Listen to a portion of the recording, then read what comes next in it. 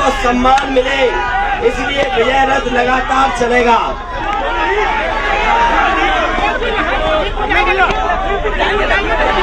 Samajwadi party के कार्यकर्ता नेता लखीमपुर गए हैं और लखीमपुर में जिस तरीके से किसानों को कुचला है, कानून को कुचला है, संविधान की धज्जियां उड़ा करके उसे भी कुचलने की तैयारी है।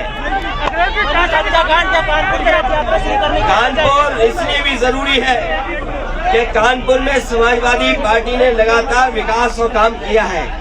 कानपुर को लेकर के ये बड़ा शहर है, औद्योगिक शहर है। आज यहाँ के कारोबार ठप है।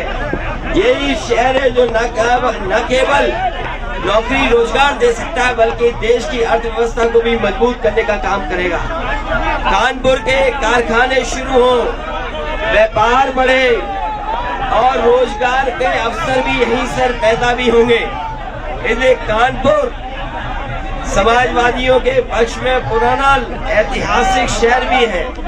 नेताजी ने भी एक समय पर यहीं से शुरू किया था रथ, इसीलिए उस परंपरा को निभा करके समाजवादी लोग दोबारा रथ यात्रा शुरू कर रहे हैं। हमें उम्मीद है कि समर्थन मिलेगा और आने वाले समय में बहुमत की सरकार समाजवादियों की बनेगी।